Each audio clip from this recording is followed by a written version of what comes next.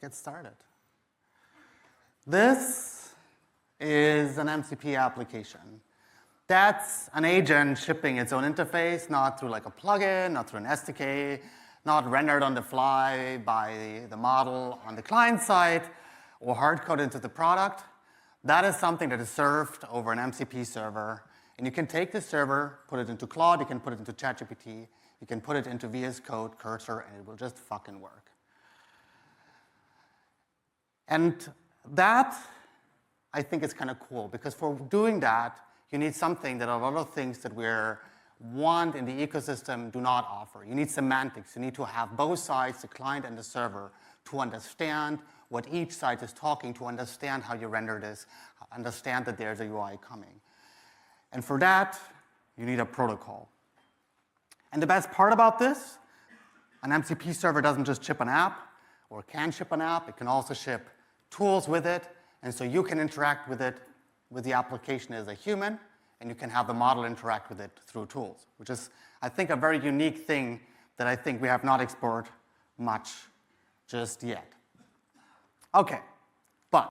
Absolutely. You're going to see, I think if you're new to this, a lot of people call this sort of the USB-C of AI. And it's not a bad analogy, because if you think about your computer, whether it's laptop, desktop, whatever you use, tablet, a lot of times when you need extra functionality, like I need to get these files, nowadays I would argue we probably just go download them from the cloud somewhere, but you could also put them on a USB-C stick or USB stick, whatever it is, plug that in, and boom, you have access to whatever's on that USB.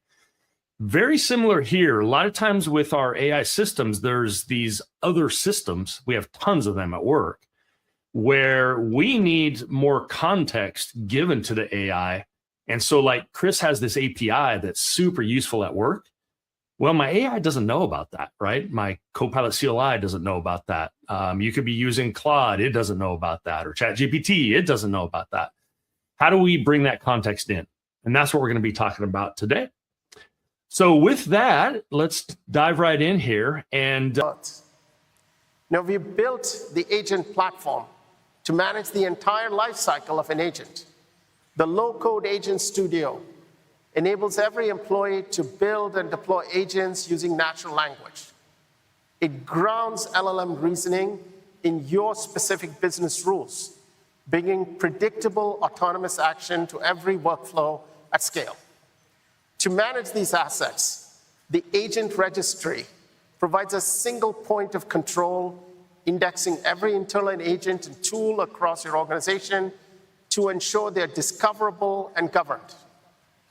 Similarly, our skills and tools registry allows you to define modular, reusable packages of instructions, scripts, and resources to teach agents to perform specialized tasks or repeatable workflows.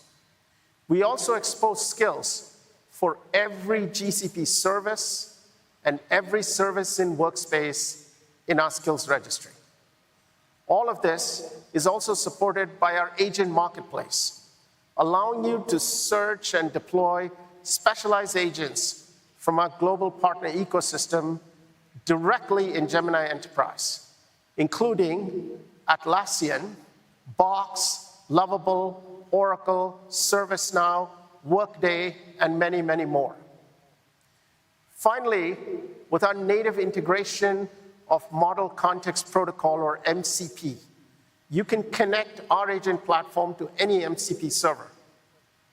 We're also exposing all of our GCP services as MCP to allow you to interact seamlessly with GCP from any agent. In addition to developing this agent platform, it also provides the framework to orchestrate and scale your entire agentic workforce.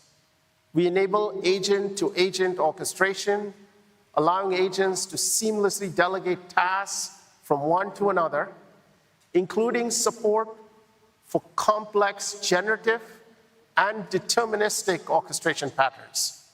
This helps ensure that for your critical workflows, such as those that need compliance, your agents can follow well-specified paths every single time, guaranteeing predictable outcomes. Orchestration flows and agents can respond to events. These events can be real-time, they can be schedule-based, they can be trigger-based, or they can be batch inference job. We're bringing zero trust verification to every agent and every orchestration step. And now, with agent identity, every agent has a unique cryptographic ID and well-defined authorization policies that are traceable and auditable, ensuring you can track every action in your company and manage all your agents. They're also centrally managed through our agent gateway, which provides a single command center for policy enforcement across the organization. Paired with Model Armor, you protect your models, you protect your proprietary enterprise data from threats such as sensitive data leakage. This integrated approach, from secure sandboxes to a single management console, provides the visibility and isolation you need to run your most sensitive workloads with a high degree of confidence. Now, optimization and observability are also built into the fabric of the platform. Today, I'm excited to announce our new Gemini Enterprise Agent platform. It provides the secure, full-stack connective tissue you need to build, scale, govern, and optimize your agents with confidence. Think of it as mission control for the agentic enterprise to help move your organization into the next phase of the agentic era. I'm going to turn it back over to Thomas to share more. Our developers to build production-ready agents. Richard, you know I work in open source, so I'm so excited to share that we've open sourced every line of code that we shared today. Awesome is that, 100%. Yeah, let's give it away. I'm so excited every developer in this audience can try out the app we built right now, but check out the developer solution we've created for this project. It actually guides you through the architecture, how we built the various pieces of this using Google Cloud, and we even provide links and cloud credits to all the labs that we've built so you can try it yourself. And you can clone that repository, try it out right after the show. If you remember nothing else, though, our agent platform makes the process of building and running these agents the best in any cloud. From the runtime with Agent Cloud, to giving our agents memory and context with our Data Cloud, and the code and frameworks with ADK, and Agent Platform's built-in AI services for tracing and eval. It really is an exciting, awesome, amazing time to build agents with us. It is. So with all of that, thank you to everyone for joining. Machines. I also have my old startup creator buddy I have as well. And I have my OpenClaw fully integrated inside of Linear, right? So you have one of my OpenClaws here, Lola. I work with like 4 or 5 OpenClaws.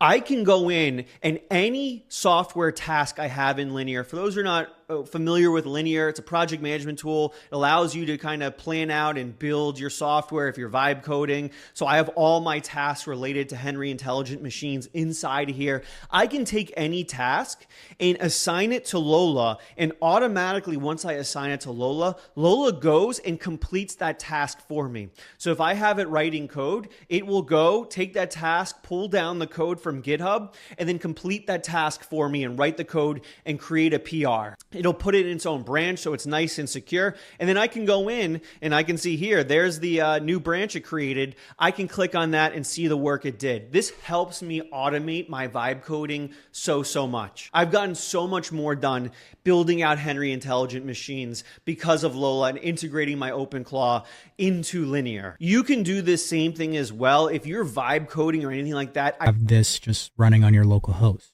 The cool thing about Anthropic's architecture is it's essentially new and it's replacing a lot of the old AI agent frameworks. So essentially a lot of the old frameworks treated the agent like a pet. So one container, session, one harness, and a sandbox all fused together. And if the container crashed, everything was lost.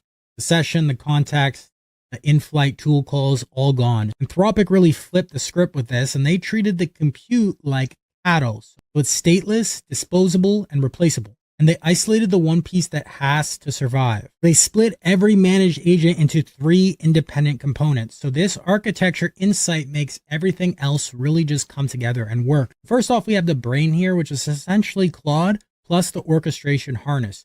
And this decides what to do, which tools to call, how to interpret those results. So if a brain instant crashes, a new one spins up and continues from the session log. So no data will be lost. This is why horizontal scaling works. Next, we have the hands. So this is sandboxes, tools, environments, Bash, web browsers, MCP servers, custom tools. Each hand exposes one interface. So execute, name, input, and return a string. And then when a hand fails, the brain treats it as a tool error, provisions a new one, and keeps going. The credentials never touch the sandbox. And then the sessions. So this is an append-only event log. Every tool call, every response, every decision, sessions persist outside of the brain and the hands. So if everything crashes, the session log survives. A new brain will call the wake up session ID and replays the log to reconnect full context. Now, this is where the security payoff comes into play. And this is where we don't really see in some tools, like OpenClaw and whatnot, maybe why a lot of enterprises may not adapt some of them for security reasons. Well, with these managed agent systems, the credentials live in the vault at the brain layer, but they never cross into the hands. So a compromised sandbox cannot leak your API keys because your API keys were never actually there. Pretty much everything I've shown you here is either. So let me refresh this. And first of all, we need to make sure that when we connect, come here settings and make sure that let other agents connect to and use this one. So this toggle on. And then from here, you can select your orchestration model, make sure that it's powerful. For this, I'm using chat, but ideally you would use more powerful models because they need to have good reasoning to decide which agent to call. And if you look at the instructions here, let me make this a little bigger. So you are a friendly professional student services assistant for Zuka University. Your only job is to understand what the student needs and route them to the correct specialist agent. Don't try to answer questions yourself. Always delegate to the right agent. Routing rules. If the student asks about available course and wants to enroll in a course, check seat availability, search for courses, or ask about prerequisites, and then route to course enrollment agent. So let's try this. I'm a student and I will ask what courses are available for students. So as you can see, as soon as I provided that prompt, it called the right agent. And within this agent, we have one knowledge source, which is basically a Word file with the list of all the available courses and their details. And let's say I really like this one, Introduction to Computer Science. I will just copy this and paste it here. I want to enroll in the course. And now that same child agent called the agent flow, and then it basically helped the students to enroll in the course. And here is a confirmation. If I go back, if I go to Dataverse now, let's refresh this. All right, here is the one, the date, confirmation number, course code, student email, and so on. Let's now come back here. Let's look at our child agent. And here is the child agent. So this is the name of the course, the name of the child agent. When will be used, I'm specifically using this, the agent chooses, and description. This is very important because as you saw, we didn't have a long instructions in the parent agent. So that's why we made it short and concise and then put the description here. And this agent has its own set of instructions. And here is the one you can see. Nail these, and you'll never write a lazy prompt again. One formula that kills every vague prompt. This is the updated 2026 standard Anthropic recommends. 4 blocks, each doing one job. Instructions, what Claude should do and how. Context, background, documents, constraints. Task, the specific ask. One clear deliverable. Output format, exact structure you want back. Here's the difference. Without the formula, write me a welcome email for new users of my fitness app. Claude gives you a generic onboarding email. Fine, but forgettable. Could be any app, any audience. Same request through the 4-block formula. Instructions, you're a conversion copywriter for mobile fitness apps. Context, app targets busy professionals 30-45. Free trial is 14 days. Key feature, 15-minute workouts. Task, write a welcome email sent 1 hour after sign up. Output format, subject line, preview text, body under 150 words, 1 CTA button, text. Result, specific subject line targeting time-crunched professionals, body that leads with the 15-minute hook, CTA tied to starting the first workout. Every element serves the context. You're not writing a prompt, you're drafting a contract. The clearer the terms, the more reliable the execution. Claude stops guessing priorities and delivers exactly what you specified. Stop describing what you want. Show it. People write, when we're thinking of improving LLMs, the easiest way we think of it is 2 dimensions. One dimension is we are going to improve the foundation model itself. So for example, we move from GPT 3.5 Turbo to GPT-4 to GPT-4o to GPT-5. Each of that is supposed to improve the base model. GPT-5 is another debate because it's sort of packaging other models within itself. But, if you're thinking about 3.5, 4, and 4.0, that's really what it is. The pre-trained model improves. And so you should see your performance improve on your tasks. But the other dimension is we can actually leverage the LLM in a way that makes it better. So you can prompt simply GPT-4o. You can change some prompts and improve the prompt, and it will improve the performance. It's shown. You can even put a RAG around it. You can put an agentic workflow around it. You can even put a multi-agent system around it. And that is another dimension for you to improve performance. So that's how I want you to think about it. Which LLM I'm using, and then how can I maximize the performance of that LLM? This lecture is about the vertical axis. Those are the methods. And documentation. Most real-world AI systems do not strictly choose one or the other. They use both. In hybrid systems, ADK handles the task flow, the logic, the steps, and the decision-making. RAG brings in accurate information from your documents. And this gives you a system that is both intelligent and well-informed. Examples include legal and engineering copilots, healthcare assistants, and enterprise task copilots that need reasoning paired with domain knowledge. When we're looking for content on the edge or in general? Well, one of the key things that we brought, I think, from cloud to the edge is the challenge with upgrades, ensuring that when you're running these very, very critical, mission-critical systems, that everything just works well. As we think about models, and you asked the question before, what's different? So in a lot of times, these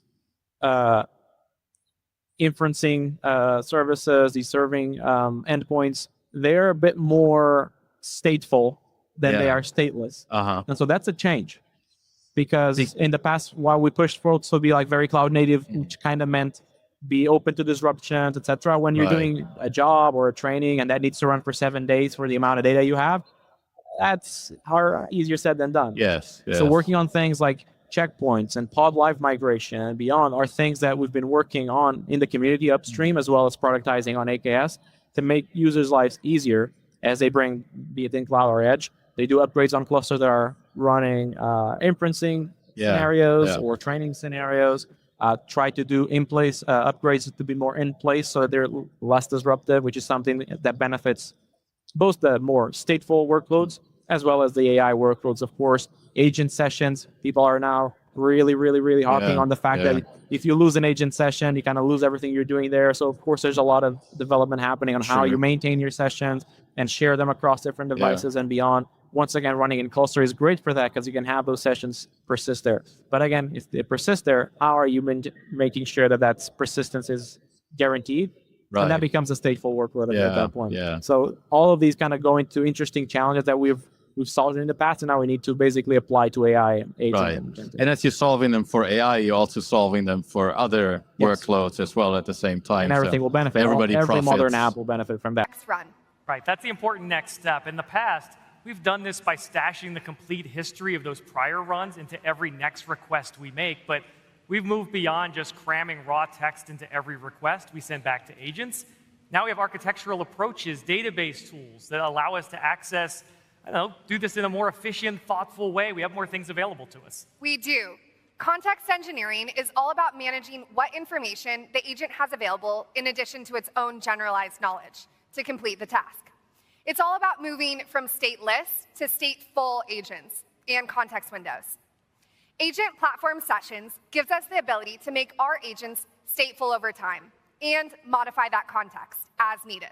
Yeah, and then the memory bank comes in to give our agents the ability to pull learnings from prior events into the context window that are relevant for a specific task, and even to store memories the agent learns for any future session.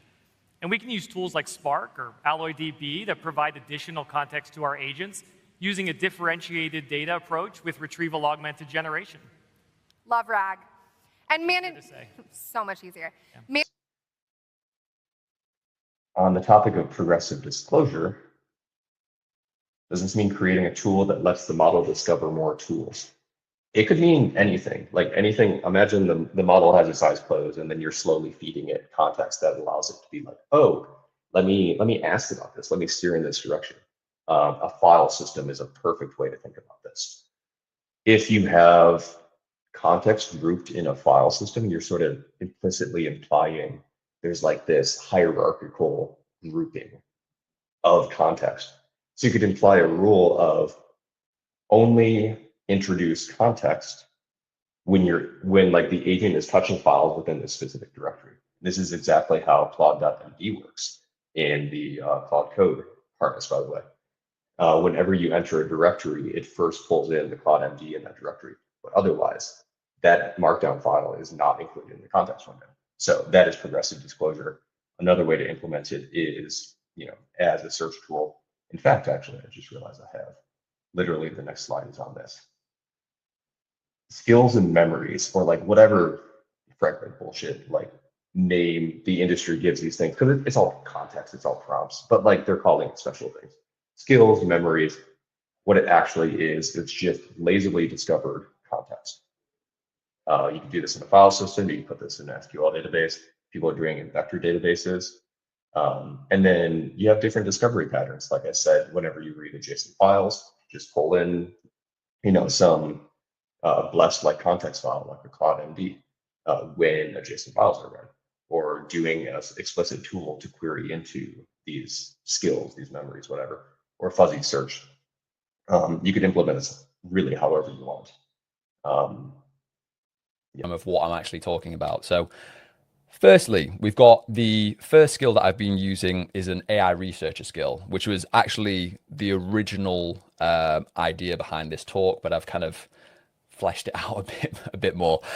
So the AI research tool will spawn quite a few different research agents that will search all of the peer-reviewed studies about a certain topic and consolidate that into a research document, which is used as basically the source of truth for the XP builder. So it's not going to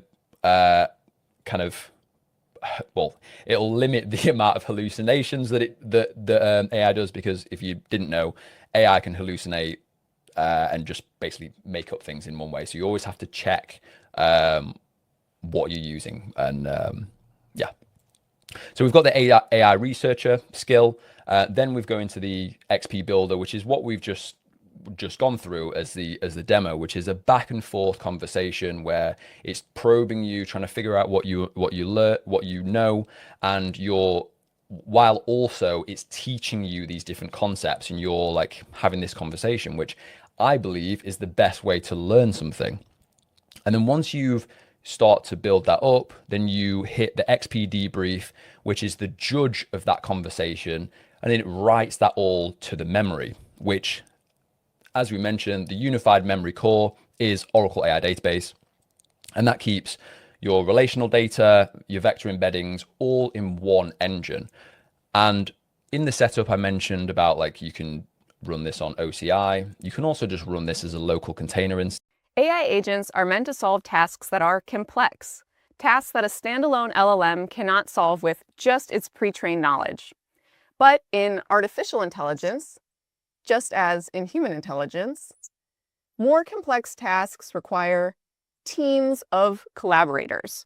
Each contributor has a unique role, and those contributions come together into a single output. In fact, building a team of collaborators within your agent looks surprisingly a lot like building a team of collaborators in a human team. You'll have doers, thinkers, supervisors, communicators, other roles that increase brainpower and bring in special skills and knowledge. Understanding these diverse roles and how they fit together will help you build the right team for your agent. Let's take an example of an agent that develops a mobile app. The agent takes input from the prompt, creates a set of user requirements, plans app architecture, generates the code, tests it, and ultimately publishes it. There are two questions to ask about the trust in terms of deploying or running a multi-agent system locally, or maybe in some on-premise environment. ADK actually supports multiple ways to run your multi-agent system locally, so you're not limited to using ADK Web or ADK Run.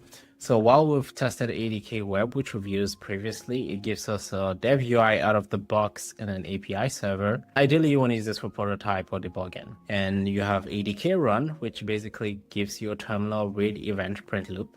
So you can interact with your multi-agent system from the terminal, also useful for quick testing. And then you have the ADK API server, and this is where it gets interesting. This is a headless REST API that allows you to interact with your multi-agent system using CLI commands, Postman, or whichever client that allows you to connect to an API endpoint. You can basically use that to interact with your multi-agent system. Now this becomes interesting because now it helps us realize that we can build custom UIs in front of our multi-agent systems and then connect to them using the API endpoints. And then finally, if you want to build your own custom runner, you probably want to set up a custom main.py file. That gives you greater control, and you can run whichever workflows that you want to run in that backend API 7 endpoint in production. Basically how it works, like we've seen, ADK Web prototyping, ADK API server, testing validation, and custom runner, use custom main.py file. And then finally, if you have all the testing completed, you probably want to Dockerize the agent or your multi-agent system, so it's easier for you to deploy wherever you want to deploy, either on Google Cloud Run, on some third-party vendor or cloud provider. So let's quickly look at what ADK API server actually gives us. In our Wealth Pilot application team for your agent. Let's take an example of an agent that develops a mobile app. The agent takes input from the prompt, creates a set of user requirements, plans app architecture, generates the code, tests it, and ultimately publishes it. There are two questions to ask about the different parts of the system step by step. What stands out immediately when looking at the video production system that we create is the main dashboard, which gives a clear overview of all active productions. You can instantly see how many projects are currently in planning, shooting, editing, review, or already delivered. This makes it much easier to understand your overall workload at a glance, especially when working on several projects at the same time. The project overview section organizes everything into clean, easy-to-read cards. Each project includes its current stage, deadline, and priority level, which helps you quickly identify what needs attention. Instead of jumping between different tools or nodes, everything is centralized in one interface, which can make day-to-day coordination more straightforward. When opening a project, you get a much more detailed view. Here, the workflow is shown by clear stages showing exactly where the project currently stands. Tasks can be tracked and updated, which helps keep production steps organized, whether it's preparing a shoot, editing footage, or finalizing delivery. From a practical perspective, this is where the system becomes more useful.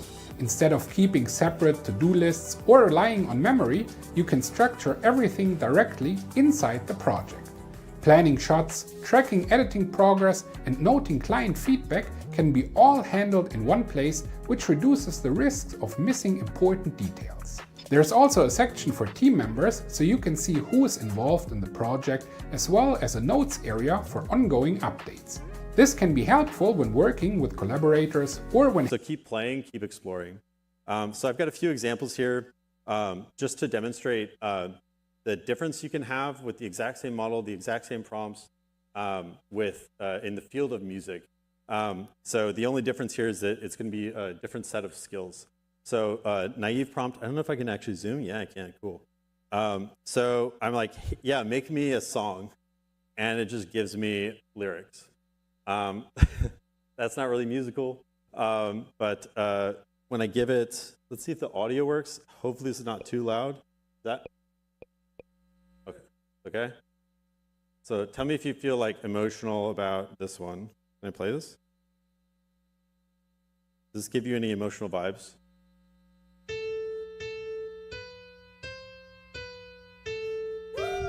Yeah. So that is a skill using ABC notation, which is basically like a markdown extension that then like you have some runtimes that will take that, convert it into like MIDI. And then this other one, this is me showing off a little bit of a few different skills that I combined together.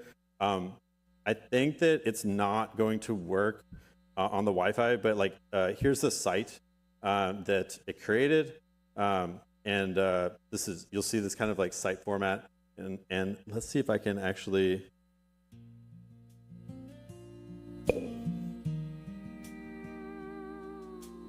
If you like country.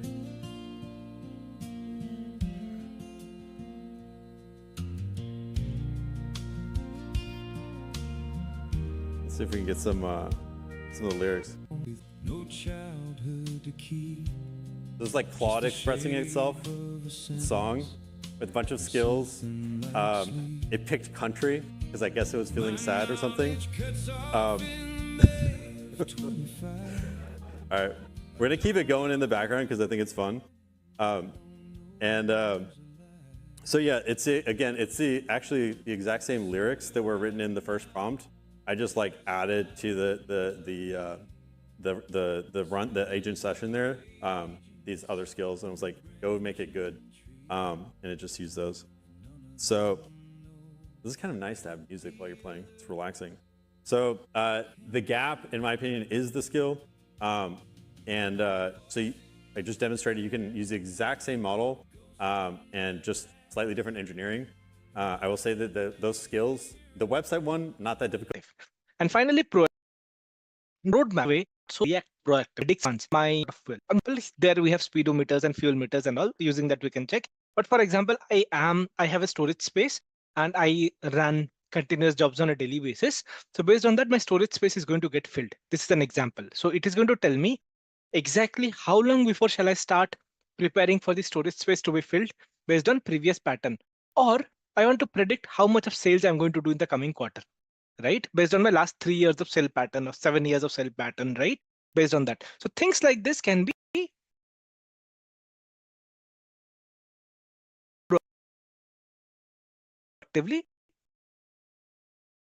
It's what AI get. So here also it will proactive. It may give you some error, or you might want to update the library as the compatibility may not be established. So along those lines, agentic AI will try to be proactive in terms of the suggestions that it gives you. Proceeding. Yeah, that's a great question. So we think that a simple way to think about it is when you think about cross-domain, cross-functional agents. I'll take an example. You want to have an agentic solution to, for instance, resolve severe outage on your IT infrastructure. Agentic Ops, by the way, is a great, and this is obviously as Ouchie, but also as Cisco, this is a big area of application for us in our, backyard. Agentic operations of IT systems, that's what we do. We see a massive impact of in terms of productivity and savings that agentic can bring. So take the example. You want to have an agentic system which is capable of bringing things back to normal when you have a pretty bad IT crisis. Well, this is a complex problem. You have the SRE dimension of it. So basically, the platform, is your different clusters, your different Kubernetes containers. Are they still running? And that's the site reliability engineer that is responsible for keeping the system. By the way, just a quick side note on this one. So in my team, we've actually built our own agentic SRE system. It's a multi-agent system. It's called CAPE, C-A-I-P-E. And we've entirely open sourced it with a group called Canoe, C-N-O-E, which is basically a group of, you have folks from AWS and Adobe and us, and many other large enterprise progressing the state of the art on SRE and platform engineering. So very concrete example I'm giving here. So you need this SRE agent because of course you need to be able to act on the platform. You need a security agent because there might be a security dimension to your problem. You need a ton of observability agents as well. And these cannot be the same agents. These are entire domains of their own. Like typically your observability agent will come from Splunk if you're a Splunk customer, because that's clearly the best team capable of giving you your observability agent. The security agent will come from Cisco or from another security provider. Your SRE agent might come from one of your SRE provider, or maybe you've designed it yourself, or maybe you're using CAPE. And you can also have other agents like crisis communication agents, because you might have to talk about this, or you might have to communicate to your customers and to the world about your outage. And so already you see that with these 5-6 agents I just mentioned, you need to have coordination between these agents, and that's the only way you're going to achieve this mission. And so this is the kind, just to give you this concrete example, this is the level of ambition we have. So call it super intelligence or just regular intelligence. A lot of the experiments we do indicates that we'll go from hours, sometimes days, of trying to put situation like this under control to hopefully just a few minutes. So this is going to be very significant. But it's also optimizing to make sure that it performs as you would expect. So agent evaluation, are you answering the question, are you sure that it's behaving the way you'd like your agent to behave? And that's really what we're solving with agent eval. I think also the ability to do simulation is critical. And then by creating a dashboard that gives us the ability to see all of your agents sort of across your entire enterprise is another key thing. I think that's super cool. And Addy, maybe for those who are a little bit newer to agent, how do you think about agent evaluation versus what we were probably doing 12 or 18 months ago with just pure LLM evaluation? What are you looking for if you think about agent behavior over time to actually build a good eval? So one of the things that's probably not a big surprise to people is that LLMs are not really deterministic. What? Shocker. I'm surprised. We're all shocked up here. But because they're not deterministic, that also applies to your agent story too. Yeah. And given that you're seeing people who are stringing multiple agents together, you've got orchestrators, you've got these fleets of agents, you've got lots of different agents that are working together. That fact that they're non-deterministic can mean that there's a risk associated with trying to deploy something that is in the critical path for a business. And so it's really important to have an agent eval story that allows you to have some level of guarantee that throughout that whole flow, throughout that whole process, it's actually accomplishing that goal, even if aspects of it are not quite as deterministic as you would like. So I think that piece is critical. I think that's super cool. And the other thing, all those instructions. Question is, how do you detect that and where? We use a specialized classifier. This is a completely separate model than our main LLM, running out of band and not built on, our LLM's own safety and training data. If the LLM is the one being attacked, generally, I think it's a smart idea to that it shouldn't be the one deciding whether it's being attacked. The idea of where to scan is really important, and that's kind of what you're seeing at the top of this slide. We kind of have three postures: monitor, scan untrusted content, scan everything. The middle one is very context aware. If the agent is connected to tools that handle like external data, so think about web search, web read, tools like that, or email stuff where you're getting past context that the model probably hasn't seen, is ripe for potentially malicious instructions, what have you. If external data, we scan it. So an internal tool or pretty contrived example. Various purposes. And today we are at an inflection point with the early use of AI-powered attacks. Microsoft Threat Intelligence has observed that most malicious use of AI today centers on improving the threat actors' tradecraft. Threat actors are using Gen AI to draft phishing lures, generating and debugging malware, and scaffolding scripts and infrastructure. We've seen this in operations by North Korean actors, Jasper Seed, Coral Sleet, where AI enables sustained, large-scale misuse of legitimate access to things like identity fabrication, through social engineering, and really long-term persistence at very low cost. We've also observed early threat actor experimentation with agentic AI, where models are supporting iterative decision and task execution. And there are many examples from our ecosystem on this as well. Anthropic, for example, reported how Claude was used as part of an attack workflow where it performed 80 to 90% of the operational tasks autonomously without human direction. For attackers, AI changes everything. Now, the intent of a skilled operator is still required, but AI is allowing an expert attacker to be exponentially more effective. That tells us something profound about the future of security. It tells us that today's threats aren't just faster, they're structurally different. And in this new reality, security has to change.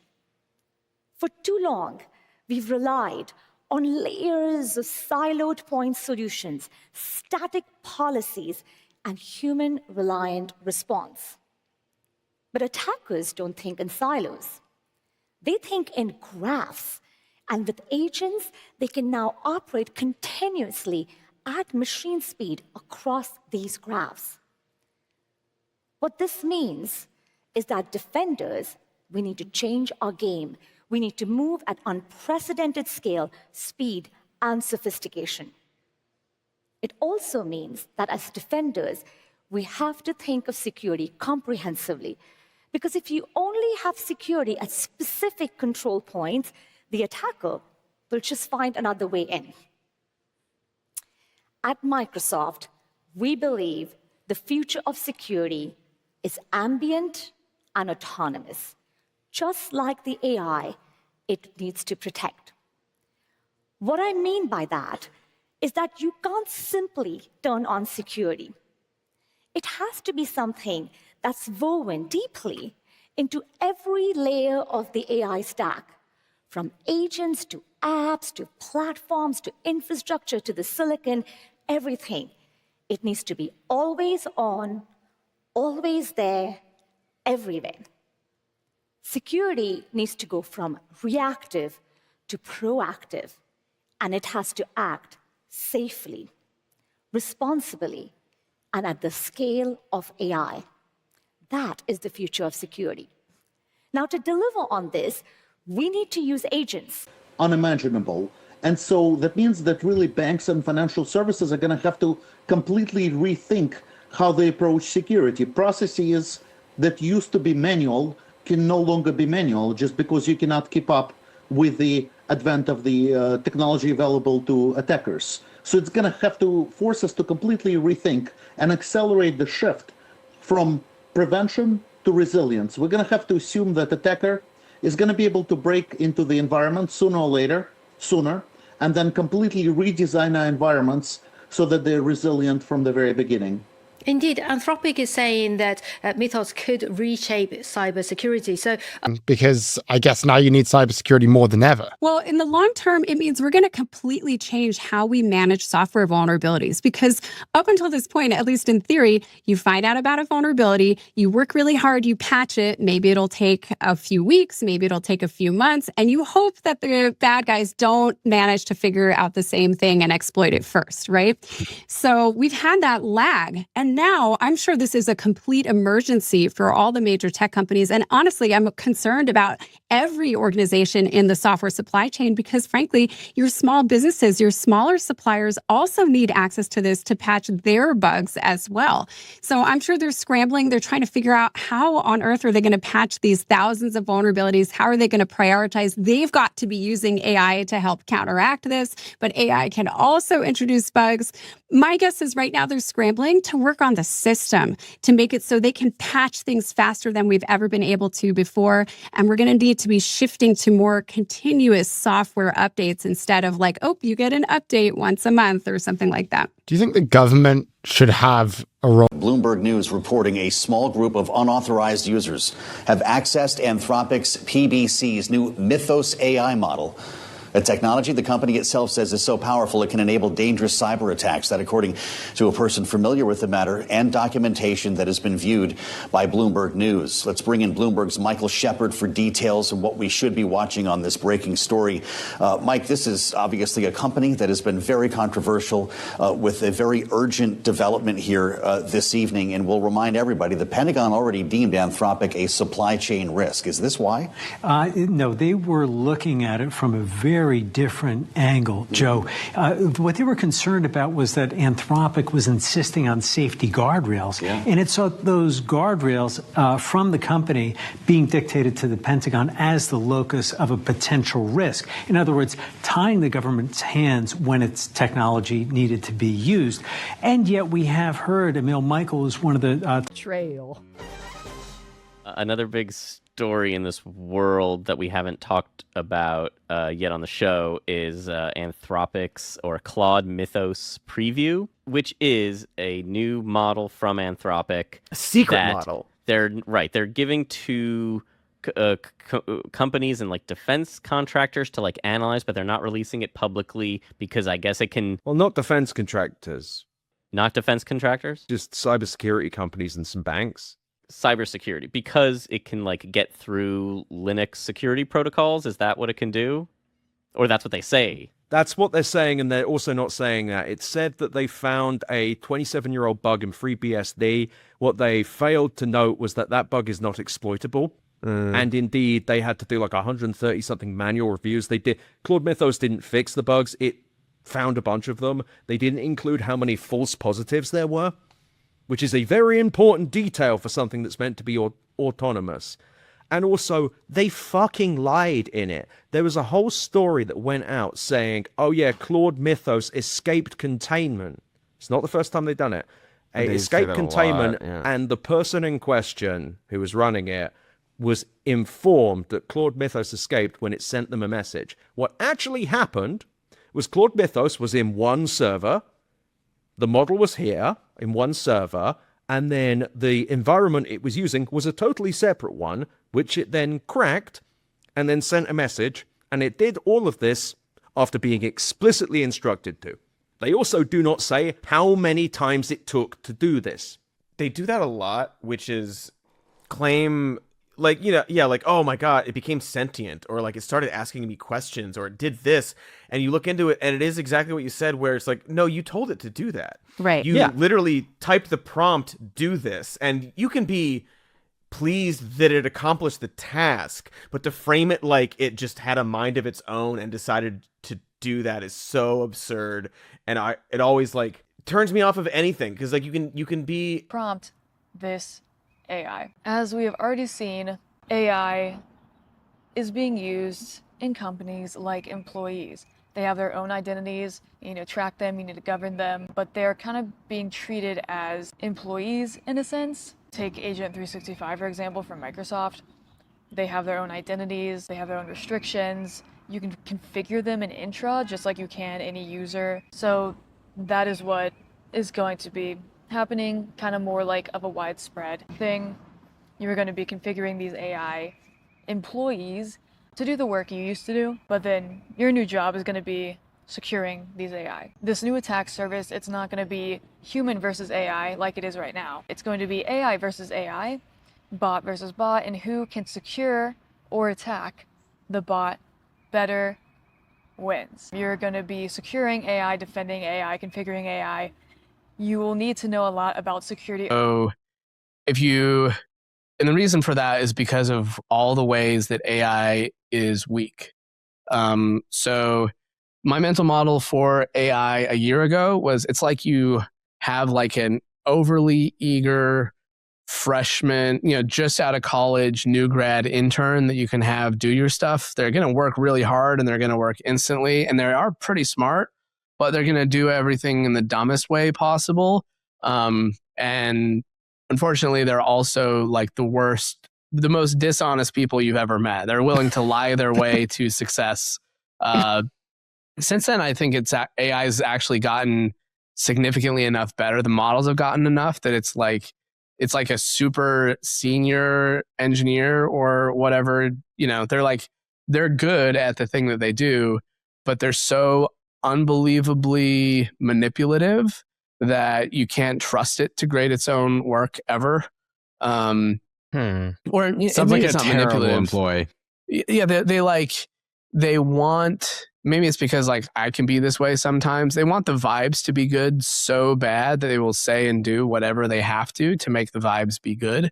So you really have to hold their feet to the fire when, so you can use LLM as judge. So one idea that you guys could try would be have it.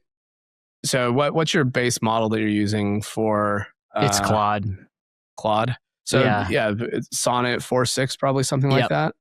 Have it call a codex sub agent and say, hey, have this codex agent review my work. You'll get very different outcome than if you have it review its own work. And the OpenAI models and the Anthropic models love to shit on each other, so you can use that to your advantage. But what we found with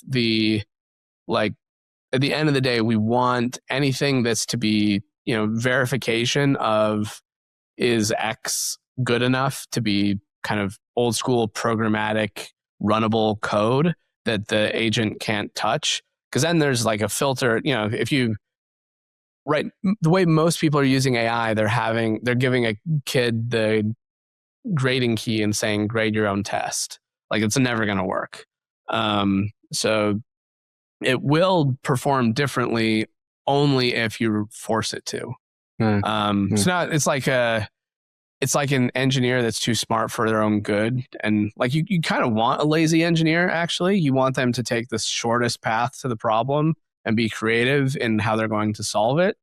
But there are times you have to hold its feet to the fire and say, no, you don't get to move on to the next step until X is true. I see. Simply because there is a lot of confusion out there. Here is the truth. They are not the same thing. They are built for different purposes. Think of it like this. OpenClaw is like a control center. It connects all your AI tools together. It orchestrates everything. It is great at managing systems and routing tasks to the right place. That is what it was built for. Hermes is different. Hermes is about intelligence. It is about an agent that gets smarter over time. OpenClaw gives AI tools. Hermes learns how to use tools better every single day. See the difference. So OpenClaw is like giving someone a toolbox. Hermes is like giving someone a toolbox, and then they figure out new ways to use those tools that you never even thought of. Both are powerful, but they solve different problems. Let me give you a quick comparison. OpenClaw uses predefined skills. Someone builds them and the agent uses them. Hermes creates its own skills automatically. OpenClaw is focused on automation and orchestration. Hermes is focused on evolving intelligence. Both have persistent memory, which is great, but the way they approach the whole agent thing is fundamentally different. Now, if you want to learn how to actually use AI tools like Hermes... Before we set up Hermes Agent, which of course I'm going to show you later in the video, here is how to make it near AGI level. And what I mean by that is that it can complete basically any task on the computer that a human can. And that is thanks to the new browser harness GitHub repo. Now, this is a GitHub repo that many people have missed because it's very new, just a couple days old. As you can see, it's under 2,000 GitHub stars, which I don't expect it to stay so underground for so long.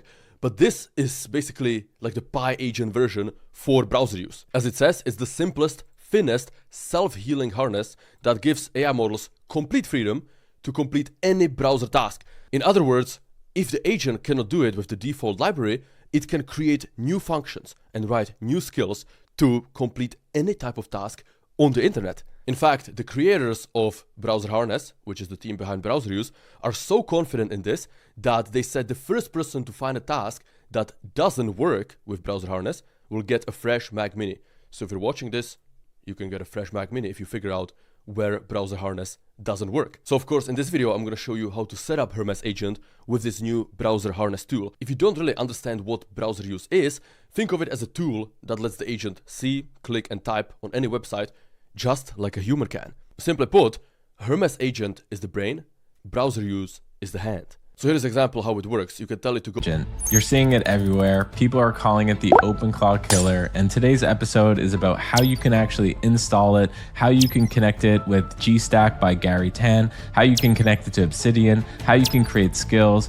We go through step by step how you can get started with Hermes Agent. This is everything you need to know for how to run it, get started, and actually how you can even use it on an Android device. So enjoy the episode. It's with my dear friend Imran. It doesn't break halfway through a job. And the biggest fix in the whole update is iMessage agents. So real ones that actually send, if you've got a Mac on the newest Mac OS and you tried running an AI agent through iMessage using Blue Bubbles before, you know the pain of this. Messages wouldn't send, or they take a full minute and just break. You'd hit send and sometimes the message would vanish into nothing. That's all fixed in 4.20. They pushed the send time limit from 10 seconds to 30 seconds. They made the system use a private path on new Mac OS, so text actually goes out, and they removed the weird error that was breaking plain text on Tahe. But today, you can run an AI agent from your Mac. It texts your customers over iMessage like a real person, and messages actually land. So think about what that opens up. For example, if you're like a local shop owner who gets texts at 10 p.m. about, opening hours or something like that, an agent replies straight away. A coach who gets DMs from leads on the weekend, or an agent can book them into a call. An agent can just handle it, right? The tapbacks got fixed to those little iMessage reactions, the heart, the thumbs up, etc. Before, if your agent tried to react with any other emoji, the whole reaction would fail. Now, if the agent picks up something like an emoji, OpenClaw falls back to whatever is related to it. So something always shows up. Your customer still feels seen. And if someone has both iMessage and SMS with the same number, OpenClaw now picks iMessage first. Before, it would sometimes send an SMS when the blue bubble was working fine. Now it just does the right thing every time. If you want to get more help on this sort of stuff inside the app, in this scenario. This is why you need a neutral watchdog, right? You cannot just leave everything to the model or the agent itself to figure out, because then it can make choices that are detrimental for your business or your company. And we are seeing this already. Like, I was listening to a podcast the other day with the Brex CEO, and he's proudly claiming that he runs the entire company now using OpenClaw. And now Brex is a regulated company, and of course they're acquired by Capital One. The only way he's been able to do it is to connect OpenClaw to an internal monitoring system that they developed, which uses kind of the approaches that I mentioned.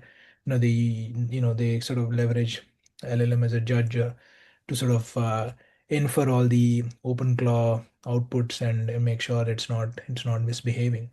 But they are able to use it. He claims that he's able to use it for responding to Slack messages, emails, even running HR and recruiting on it, right? So this is the world we are entering now. Massive opportunities. It's not just me that's saying this, by the way. Check out this clip. This is Jensen Huang from NVIDIA. The implication's incredible.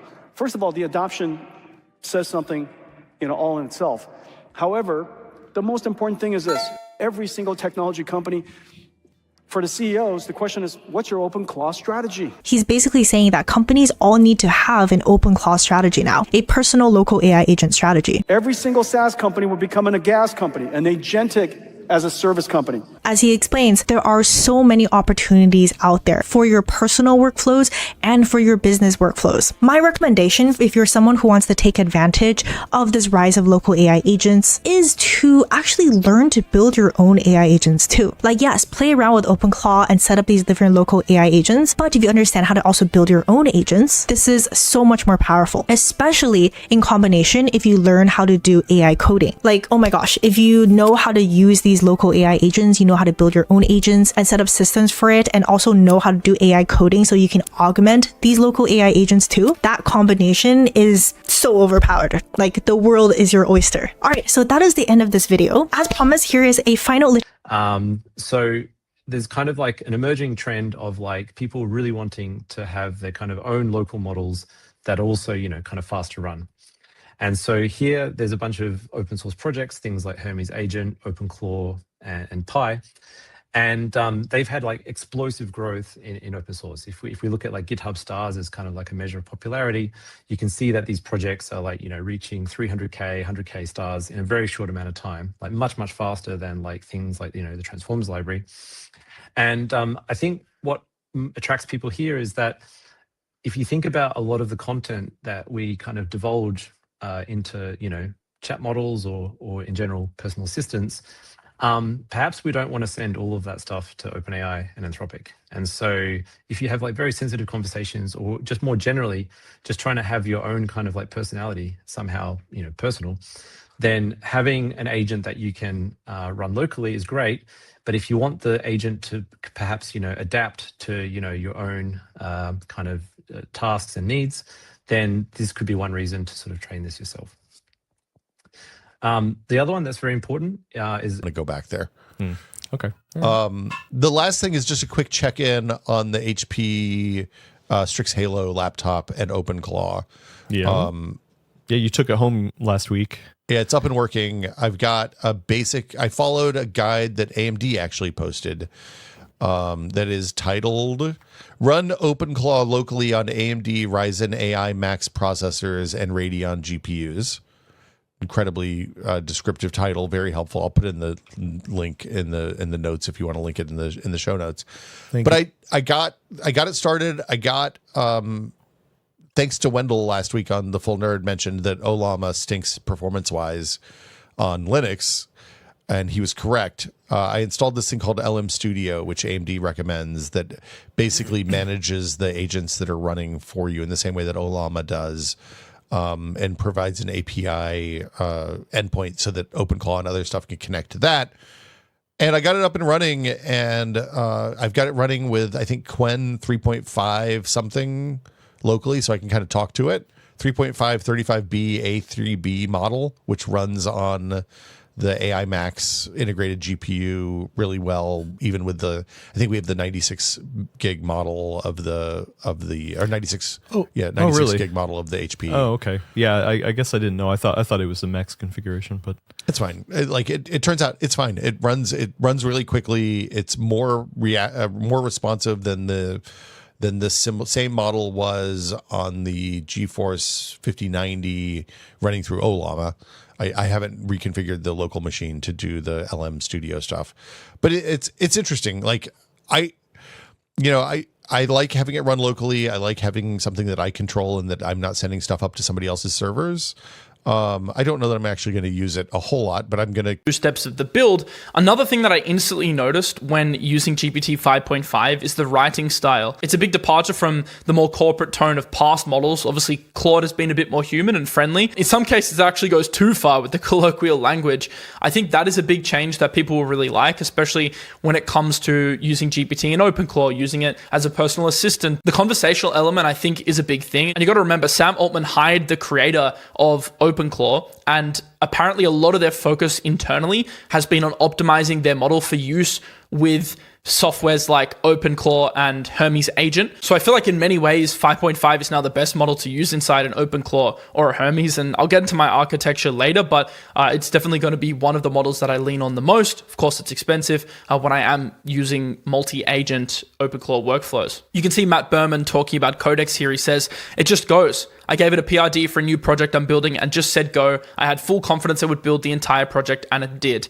I still have this confidence, especially on hard thinking on 4.7, but I do feel like just from my initial observations that 5.5 is a more thorough model when it comes to coding and getting an outcome that you can really trust. And it's pretty crazy that we're saying this because GPT has been behind. Which is honestly a massive jump compared to what we've had before.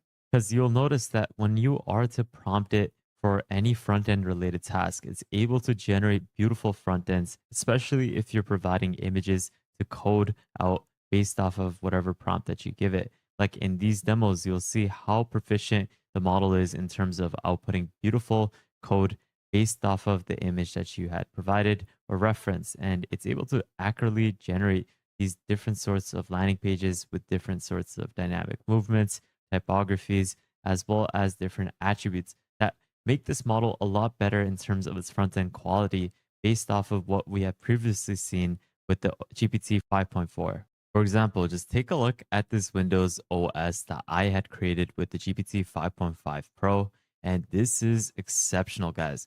Now, if I'm to double click, it will take me into my Windows 11 browser-based OS, and this is something that is exceptionally generated because you can see that all the SVG icons of all the different applications have been thoroughly generated, and this definitely depicts what a Windows operating system looks like.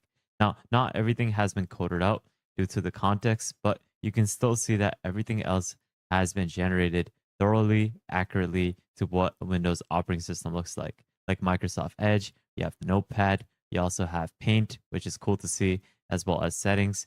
And this is definitely a great basic generation that we have gotten from the GPT 5.5, but still, the fact that it generated all of these SVGs accurately is really nice to see. Let's take a look at this Minecraft clone that is. This page in the description below. Also this week, Anthropic released their latest model, Claude Opus 4.7. So this latest model brings substantial gains to complex software engineering and agentic workflows. In fact, it's designed to be a lot more autonomous, and it's able to handle more complex, long-running tasks without much supervision. Here, if you look at these benchmark scores, while it's not as good as their Mythos preview model, which they are not releasing because it's quote-unquote too dangerous, here Opus 4.7 is still substantially better than the previous leader, Opus 4.6, across all these different benchmarks, including SweBench Pro and SweBench Verified and Terminal Bench. Here are some noticeable improvements. They claim it's much better at instruction following. In fact, if you're used to working with Opus 4.6 or earlier models, you often need to micromanage it and prompt it sequentially, step after step. But for Opus 4.7, you can just give it the entire overarching workflow with multiple steps, and it can just autonomously proceed and do the entire workflow without much supervision. It also has improved multimodal support. So this can now accept images up to like over 2,500 pixels on the long side, more than 3 times as the prior Claude models. So this is great for like UI design or data extraction from charts or agentic computer use where it needs to look at a screen to see where to click next. Now, if you look at this leaderboard from LM Arena, where users can blind test different models side by side, you can see that Opus 4.7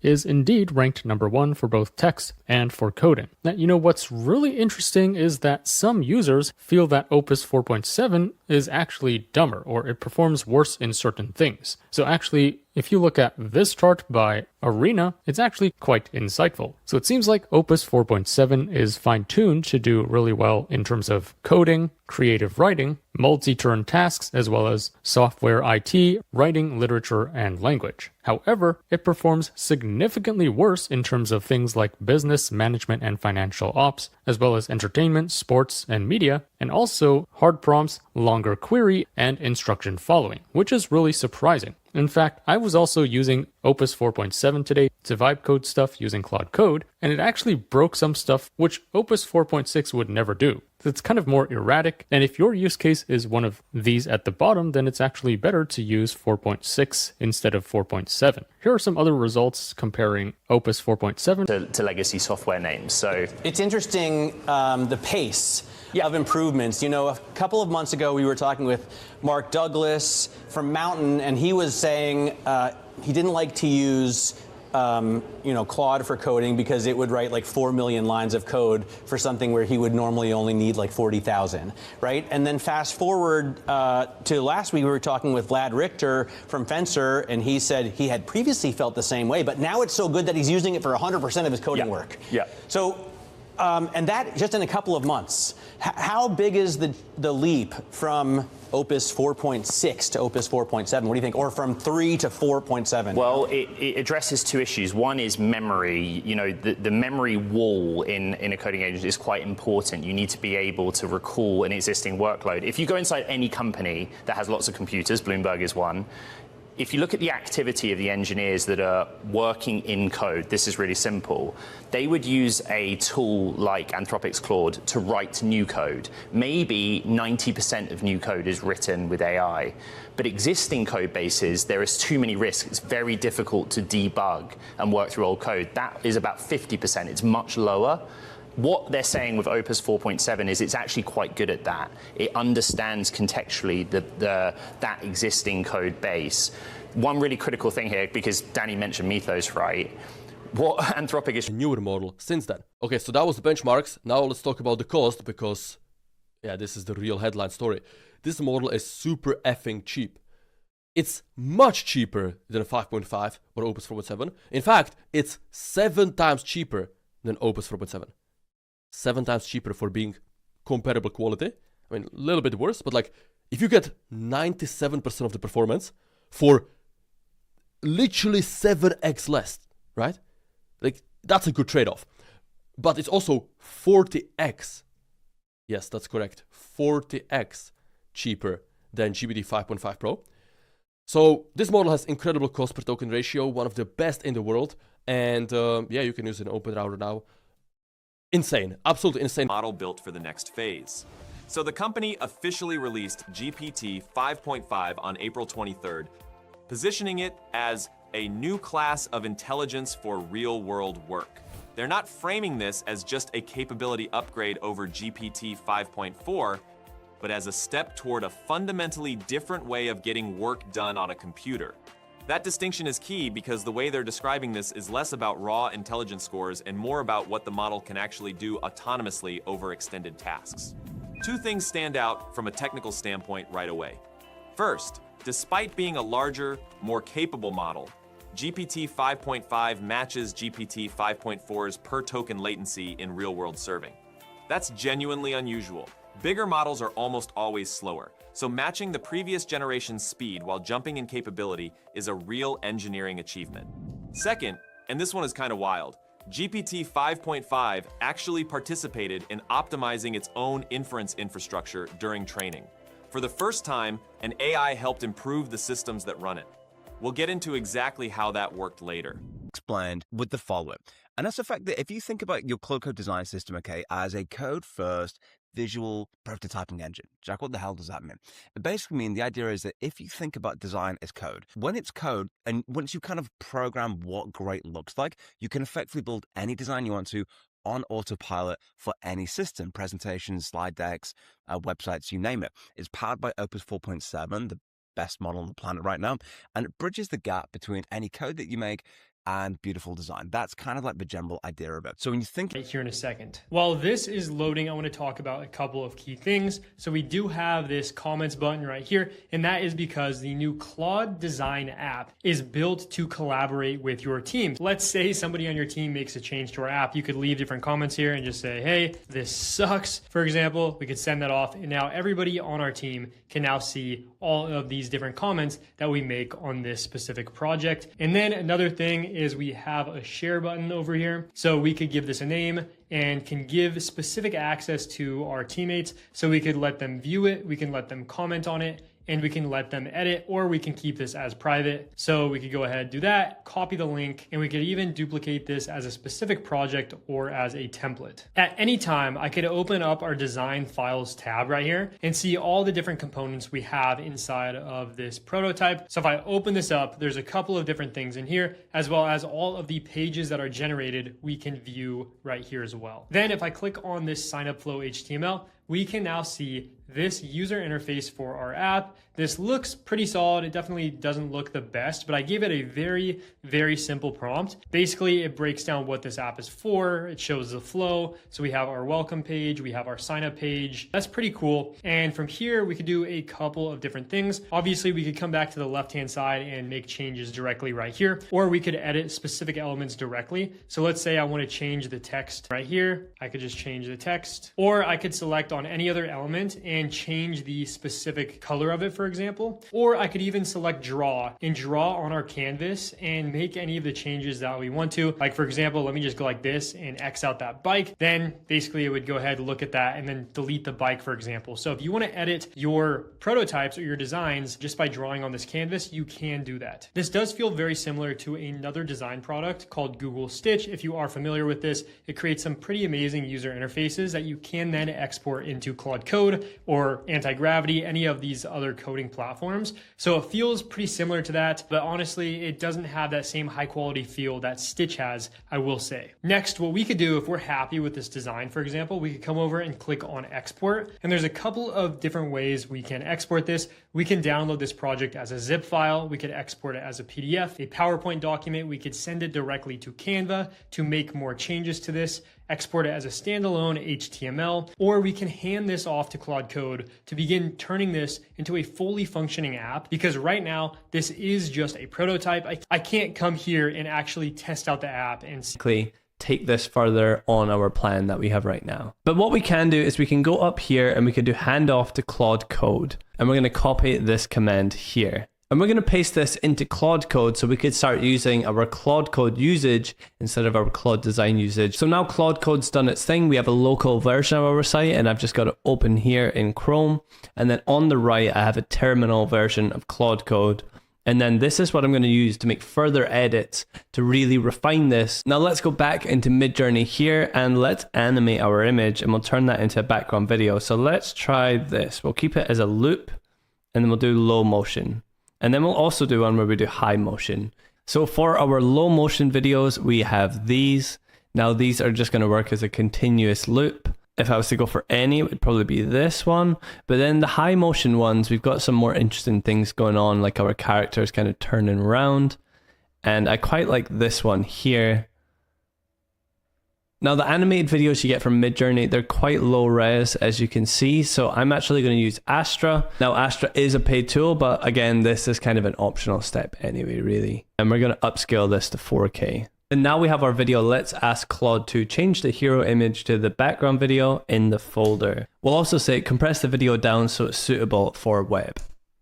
And it is still looking pretty good. So let's scroll down and then let's get some of these other sections filled in too. Now I've just generated a few more images from Midjourney. Then if we refresh, we now see them in our features area. And then we could do the same for the different blog posts. So it's this sort of workflow here when you go into using Claude Code and making all these little micro adjustments, adding things in, fine tuning it. I feel like that's when you can take it from a Claude design into something you could actually call your own. If you want to improve your skills as a designer, or maybe you're already... But yeah, this is awesome. This is part one. And I think there's two things.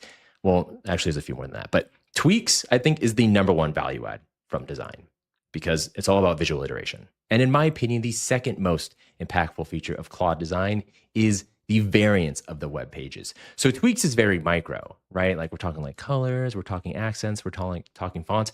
But what if I want variations of the landing page as a whole, like go crazy with it? I'm not talking about a different font, I'm talking about a completely different design. And I want to be able to see them stacked up. Again, just like I can do with Stitch. I want to be able to do this. Well, we can do that inside of Claude Design, and it's really easy. We're just going to prompt it to do exactly that. So I prompted design and said, can make sense for what you're trading. Once you've done that, you would want to make sure to implement safety features. These safety features just make sure that your trading bot doesn't go to zero. So for example, this could be things like 5% max drawdown in a week or 2% max drawdown in a day. And then after this hits, your bot will just automatically stop. This way, even if you have a good strategy and it's just a bad time period, it's not going to keep compounding losses for you. The idea here is that this works independently of the AI model. So even if the strategies are still valid, if the circuit breakers hit, that means your trading bot will just stop completely. Once all that is set, we would want to connect to a broker. So the most popular API first ones are Alpaca, which has a free tier, so a little bit more accessible to the general public, and IBKR. This is helpful if you want to dive deep into high volume trading. Both of these work as brokers, and with Claude Code, you can basically have them send these trades directly to the broker.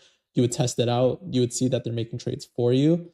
Now, to caveat this, I would make sure that you're at least that we have multiple sessions running at once, so you can see a holistic view of all of your sessions. It's no longer chats on the left-hand side. It means you can work on actual projects where you have multiple tasks or multiple sessions pertaining to a single project. You can also see how they all connect. Secondly, let's jump into one of these. Say we have a plan. We used to have to view the plan down here, but Claude has quietly launched this sidebar here that has options to actually view the plan inside Markdown. So say we want to view the plan, we now get the Markdown rendered and formatted in this nice plan view that we can expand and collapse. We can see exactly what plan Claude set out for us, and we can also therefore execute against the plan inside the chat without having to go all the way back up and viewing the plan. You can now track progress side by side. Secondly, split views. So having a holistic view of a given project where you have multiple sessions is super important.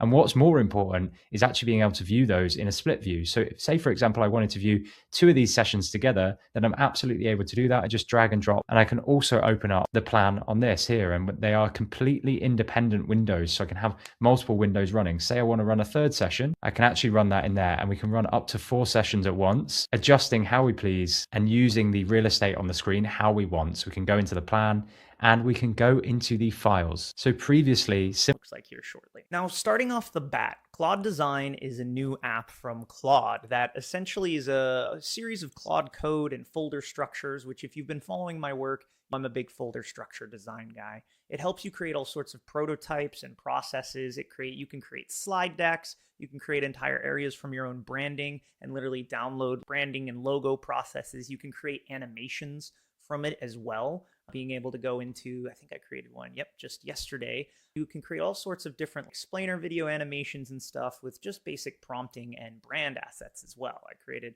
quite a few videos the other day on this. Now, when you're actually using this, the problem is... So you can learn 80% of what it can do in just a few minutes. So this is Claude Design. Currently, you can only access this from the web at claude.ai/design. And this is included with your Claude subscription. So if you have a Pro or Max subscription, you're going to get access to this right now for free. Once you are logged in, you'll notice that there are 2 distinct areas. Over here on the right, this shows you all the designs that you have in your account. These will include both the designs that you've created and designs that were shared with you. If you want to just see your designs, you can click on Your Designs. Then we also have some examples that have been provided by Anthropic to inspire you. And then we have design systems. I'll talk about that in a moment. But over here on the left is where you actually start your designs. There are 4 tabs here. The first one is called Prototype. This is used to mock up designs of different apps. There is an example of that right here. The second one is called Slide Decks. That's pretty self-explanatory. Then we have templates, which I'll cover in a moment, and other, because you're not just limited to prototypes and slide decks with this. You can use Claude Design to create websites, landing pages, marketing emails, and so much more. But let's start with slide decks because it's one of these documents into a regular database and search through them. Here is why it breaks down immediately. A traditional database, whether it's MySQL or Postgres, it's designed for exact or partial text matching. Find me all the documents where the word vacation appears. That works fine for exact queries. But what happens when somebody asks things like, how many days off do I get per year? The word vacation might not even appear in that question. A traditional database has no idea those two things are related. Now, this is a core limitation that vector database were built to solve. They are designed not for exact matching, but for meaning-based matching. And that distinction is everything. Now, before we talk about vector databases, we need to talk about fast and it's super efficient. That's the index that's created at the node level. And then there's also vector embeddings, okay? And these are embedding semantic meaning. So if whenever you're asking a question, which is what I'm going to show you here, whenever you have a query goes in, the system knows and the agent knows which tools to use. So it can tell by the structure of your query or whatever you're asking if it should do an exact word search or if it should look for semantic meaning. So it's a hybrid search approach, and this is what a lot of different systems and tools and platforms, this is where they've landed. Some kind of hybrid model, depending on whatever the user is looking for. But that's the idea here. So in every case, whenever you have a query, whenever you interact with the agent, this is what it's doing. It's building context from your graph and pulling it into context to help answer your question. All right, so that is mostly it. Maybe just one more quick look at the database. I will, maybe rather than show this database, I can actually pull up my live database. All right, so the anatomy of a node. So this is what I was talking about. To get an understanding of how this all works, rather than spend a lot of time reading the documentation, which I don't think anybody does anymore, maybe the better idea here is to actually just have a look in the database and how things are structured. So it's just a database, which is what I was explaining before. This is where all of my nodes exist here. This is the table view. I can also view the individual nodes. You can see the edges. And again, whenever we add a node into the system, you want to make sure it has a very clear title and extremely explicit description. And then the source can be either the verbatim original material or a concise summary synthesis, anything like that. I think the whole gist, if it had to be bottled up here, would be what you are creating are atomic units of context. So a node equals an atomic unit of context. That's the good news. But there is also some bad news. There are several concepts you'll need to pick up that don't have clean analogies in traditional software engineering. You need a conceptual understanding of how LLMs actually work. Not really the math, but things like tokens, context windows, temperature, why models hallucinate, and what fine-tuning actually does versus just prompt engineering. You need to learn prompt engineering as a real discipline, not just writing a nice prompt, but everything around it, like structured outputs, different reasoning approaches, few-shot patterns, system prompts, and importantly, experimenting with changes. You need to understand RAG, or retrieval augmented generation. Basically, how to get your AI to work with your data through embeddings, vector databases, chunking strategies, and retrieval quality measurement. And of course, you need to learn agentic design patterns, tool use, planning, multi-step reasoning, and ensuring they work safely and reliably. And if you want a structured way to cover that ground, Scrimba, who's sponsoring this video, has an AI engineer path that's actually designed for this exact transition. The reason I wanted to work with them on this is that most AI courses are built for data scientists, and they're all in Python. Scrimba's path is JavaScript based, which makes way more sense if you're coming from a software engineering background. It covers all the skills I just walked through: working with AI model APIs, understanding embeddings and vector databases, building AI agents, and working with open source models through Hugging Face. Scrimba is built around these super neat interactive screencasts called scrims. You watch an instructor code, but here's the cool part. You can pause it. The hardware you need for it.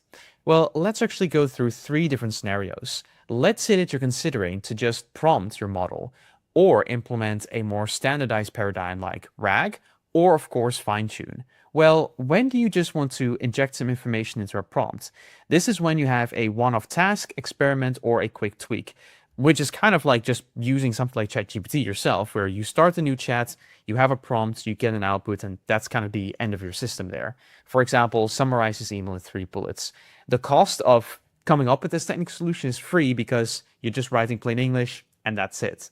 However, a lot of real AI use cases require more than that. For example, let's say you're building some kind of customer support system for business, or you want to gather knowledge across an organization and ask any question about it. Well, that's where a lot of paradigms like RAG, retrieval augmented generation, come in, where you have all of your knowledge structurally stored in a certain way, whether it's in a regular database, a vector database, which I've talked about plenty of times on my channel, or otherwise, and you're able to pull out that information according to what a user is searching for. And then once you found the right information, you inject it into the prompt. Now, in that sense, it's similar to the prompting approach, but there's just more of a system behind it. And if you do something like RAG, you can use an AI system even if facts change. This is how language models like the latest ChatGPT model are still up to date with the latest world knowledge. Even though they have a clear training cutoff date, which might have been half a year in the past, they can execute web search and retrieve information themselves and self-inject that new information into their prompts. And this way, a model can be kept up to date without having to actually retrain it. But this is not limited to just public web information. You can also store your private documentation in such a database. And RAG has been here for a couple of years now and has been very effective and is still a very effective method because it's pretty much low, right? The cost. It's something that you can find many tutorials on. In fact, if you check out the link in the description below, RAG projects are part of my free local AI projects that you can get used to. And it's still something that's relevant today because unlike more difficult agentic solutions, RAG is almost free depending on how well you set it up. So then what really is the use case for fine-tuning? Well, the problem with both prompting and RAG is that you can guide the model in certain ways. For example, do you remember when all of these AI models used M-dashes everywhere? Well, you can solve that by prompting the model to remove M-dashes, but that only gets you so far. And there's a reason why AI-generated posts on LinkedIn and platforms like that still sound so robotic, because you can try to prompt your way out of a lot of things, but eventually you will just run into the behaviors of the language model based on how it was trained. So if you need something more... First, in advanced models, I actually wanted to bring up an embeddings model. So the theme of this talk overall is things that are not directly language models. And in the modeling space, I wanted to talk about embedding models. To start that out, I'll ask if anyone knows what a Jennifer Aniston cell is.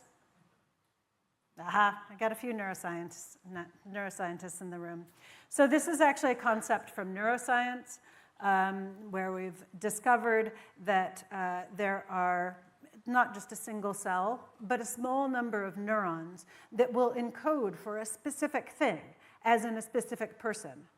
And that those combinations of neurons that only activate for that one person, or that one thing, or that one place, those cells are actually very robust. They activate regardless of modality.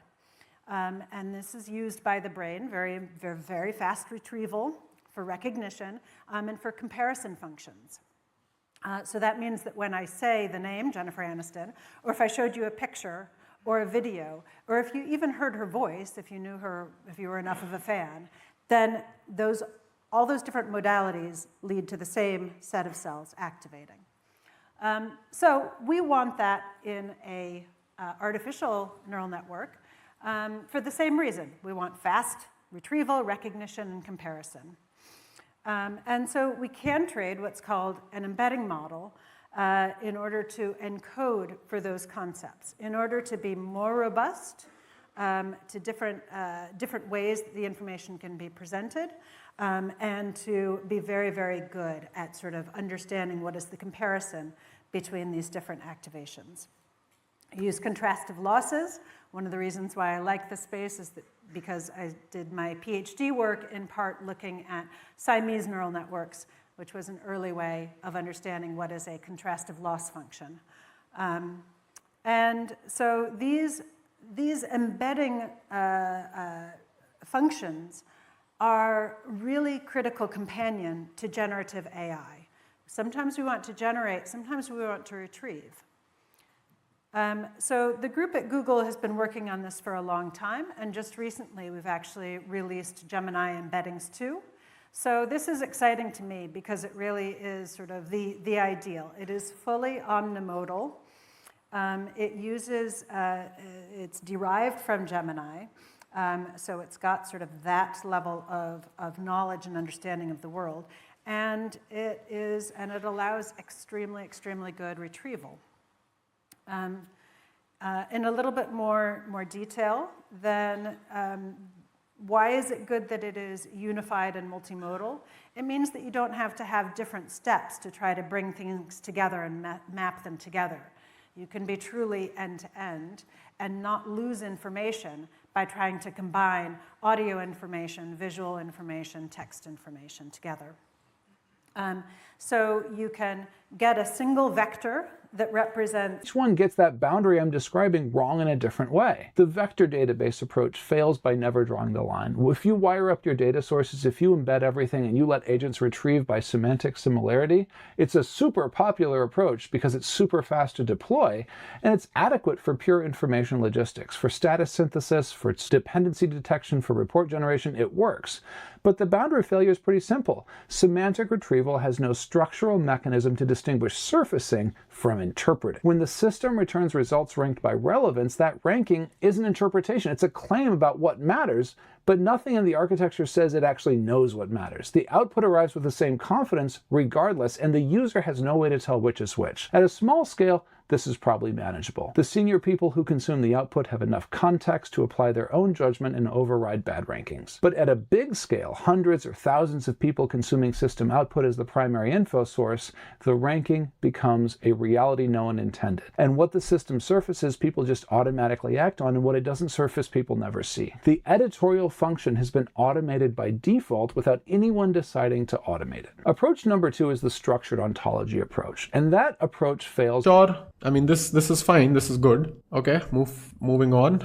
So Claude has also done the same thing that we saw with Kimi, that it has done like, a limit on the email size, right? So it has created an insert email SQL, but it has not taken it outside of the loop, right? Kimi also did this. It prepared the statement outside the loop and then it ran it. Claude did not do that, so that's fine. Then we have a bunch of more things here. For flushing the result, flush is basically this. Okay. Fetch emails for many threads in one query eliminates n+1 in classify analyze. D1 bound param cap is 100. We chunk it to 90 for safety. So Claude is following the previous AI limits, which is like keeping it to 90. It's also batching the updates for many emails in a single go instead of just updating one by one, which is again fine. Not really very useful at a small enough scale if you're just doing a few tens or hundreds of emails every hour or so. Then a bunch of more things over here. I can't see like if anything is like a super good optimization, but at least in case of Claude's code, I feel like the slop is far less, right? It is not just making random weird changes, right? So it is making some changes to schema and the stuff that we are returning, but it's not, all of that is not just random changes. Schema we have already checked. And look at this, we should focus on enabling agents to do the right thing. Again, a platform, what a platform is changing in the world of agentic AI. That doesn't mean you don't still have a platform. The company's agents that connect with the right tools to all the different knowledge sources and all that is also a platform. And you still need something that's running your pipelines, and you still need something that is storing your code and your artifacts, and you still need a runtime, be that Kubernetes, and you still need all these things. So platform engineering is not going anywhere. It is just changing in the age of AI. Now, one of the interesting things, if you look at like some of the data, learn to enjoy it.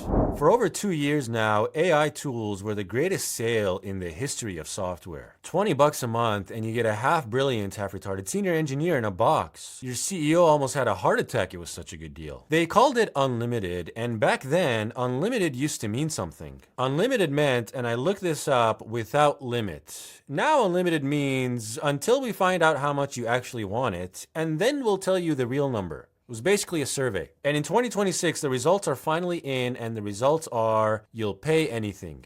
And now the price is anything. Microsoft just leaked that Copilot is moving to token-based billing because its weekly cost of running the thing nearly doubled since January. What's wild is that the bad answer costs as much as the good answer. And the tokens you're paying for include the tokens the model wastes on itself. because the model thinks out loud. It like argues with itself. It writes a draft, then second guesses, so it starts over. Then it goes, actually, let me reconsider. And every one of those anxious utterances is on your tab. You are paying for this thing to have a nervous breakdown in front of you, and you're billed to the millionth of a syllable. And at the end of the breakdown, it produces some answer, and the answer is wrong 25% of the time, according to this new Microsoft paper. A new paper dropped on Archive last week with a title where you could tell they try to make it sound less bad than it is, but they just couldn't figure out how to pull it off. It's called LLMs Corrupt Your Documents When You Delegate. The authors work at Microsoft Research, the division of Microsoft where, for obscure historical reasons, the employees are allowed to say things that are true. And across 52 domains, the frontier models corrupt 25% of document content by the end of a long workflow. The paper describes the errors as sparse but severe, which, they're trying to make it sound like charming, like it's glitter or something. Sparse but severe is how you describe a sniper, bro. And they gave the model the ability to use tools, and they found giving the bot tools made it 6% worse. This is the first time in documented history that we've managed to create a tool that becomes less useful when you give it more capability. One of the experiments was essentially edit a document, then undo it. And the best AIs couldn't do it without the GitHub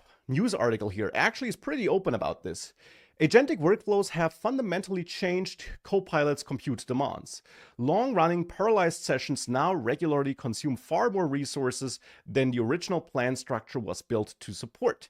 And it's the same, of course, for Anthropic and OpenAI. In the past, and again, this only means like a year ago or so, these companies, not primarily, but to a huge extent, really only focused on occasional chat sessions. A user, a customer would occasionally come on and ask ChatGPT or Claude a question. And of course, that could have been multiple times a day, but it was just a couple of questions, just a couple of answers, a couple of follow-up questions.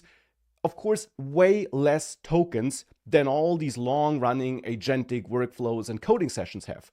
In those coding sessions, or whichever agentic workflows you're running, you're burning through hundreds of thousands and millions of tokens quickly, very quickly. Far quicker than you could with just your occasional chat session. Now, given the fact that all these modern models we're dealing with are thinking models, typically, the token amount also got higher compared to a year or two ago because a response simply takes more tokens due to that thinking process, which of course are still tokens, even if you don't see them in the final response maybe. So therefore, the amount of tokens consumed got way, way bigger now than it was a year or two ago. Again, bringing us to the point that inference is becoming more important because you need way more inference to handle all that token generation that is going on. And that's the reason why all these new models... What if your agency clients never missed another customer call, even after hours, during lunch breaks, or when the office is closed? No more lost leads, no more lost revenue, just a system that automatically answers, qualifies, and logs every inbound call 24/7. And here's the thing, it's already working. The opportunity is wide open and almost no one is using it yet. I've been in the agency space for over a decade now, and I don't say this lightly. This is one of the highest value, lowest effort services I've ever seen. But there's one setup mistake that can make the whole thing backfire. I'll show you how to avoid it. This isn't some overhyped future of marketing pitch. This is real, it's simple, and you can deploy it in under 5 minutes. So let's dive in. All right, so here we are inside of the Miro board of configuring it for the specific business and then maintaining it over time. To explain this properly, you need to understand what the agent actually does in real situations. It can respond instantly to common questions, which removes the need for manual replies. It can handle appointment bookings by connecting to a calendar and then scheduling automatically, which reduces back and forth communication. It can also qualify your leads by asking a few simple questions before booking, which does help filter out low-quality inquiries. On top of that, it can provide basic business information as well, like say pricing, your services, and location based on the knowledge you give it. And it continues working even after hours, responding to messages and capturing leads even when the business is officially closed. It is important to set realistic. No one is doing yet. It will be voice specific, but I think it's so early that I think it's a huge one. There's definitely a lot of the infrastructure being built for the voice agents. We build it, but other companies are too. And I think there is a big gap between voice agents and then actually deploying them in a lot of those businesses. And you don't have to have the engineering expertise to deploy those voice agents. The platform now frequently will support a relatively self-serve manner of taking it, but you can easily take that voice agent and deploy that in a specific domains. And most of the businesses in the world still don't know about it. If it's not venture scale business and you just want to make good money, I would try to take those voice agents and go to let's say local doctor's office and help them appointment schedule for the dentist so they can take appointments more easily. And they can then focus more on their work instead of nurse doing that in between or missing appointments. That's actually one of the most common, I don't know the percentage, but so frequently those appointments don't get booked because there's no one on the phone and can take them. You can go to local mechanics and help them take appointments. And I think all of these require slight variation of the domain piece that you need to know. And all of those businesses are in thousands to tens of thousands of dollars per month if you get it to the few. The infrastructure is there. You just need to bring it to those domains. Yeah, it's like B2B, automate businesses with AI. Yeah, and small business. They like it, they will then pay an installation fee. And this really caught my eye because the AI essentially automated the entire fulfillment of the service up front. So naturally, I decided to test this with one of our creators, and on his third call, he was able to get a barbershop to pay him $850 for an AI-generated website that he made in 2 minutes. And like I said, I'm a website builder, and I actually already built you guys a pre-made website. If you guys are interested, maybe we could set up a time sometime next week so you can check it out. Oh yeah, that would be great. Let me look at my calendar here. That is insane to think about. Now, you might be wondering, why does the business owner not just make it themselves? And I mean, think about it. They're really busy. If you own a local restaurant, you're responsible for hiring, managing the kitchen, keeping ingredients stocked, handling payroll and accounting, running promotions, and you have to deal with customers every day. The last thing you want to do is spend your night building a new AI website. Business owners will still gladly pay for someone to solve a problem for them, regardless of how it gets done. And that's why AI services have quietly become one of the most interesting businesses on the internet right now. In fact, some of the biggest investors in AI are making a very interesting argument. They're saying the most defensible businesses may not be the companies actually selling the software tool. They may be the ones using the tool to actually do the work. Because if you only sell software, you're essentially just competing with the next AI model update. But if you just sell the outcome as a service, every AI update just makes your business better. In fact, Sequoia just came out with a new article saying services are the new software, and they make the argument that for every $1 spent on a software tool, $6 are spent on the service delivering the exact same outcome. And that is where this new arbitrage appears. Opportunity arbitrage is when a new technology changes the way work gets done, but the market hasn't fully priced in that change yet. So for a short window of time, you can use the new tool to create a disproportionate amount of value and have an edge over the competition. What used to take weeks now takes minutes. What used to take a full team now can be done by one person. This means you can deliver faster, serve more clients, and increase your profit margin. That is the arbitrage. And that gives new people entering the market a win. All these UGC ads you see on the screen right now took just 10 minutes to make. And this was only possible because of one AI agent. It has finally reached the point where it can do real creative work from start to finish. So this means you can now create UGC ads completely on autopilot. That's why in this video, I'm going to show you exactly how it works and how to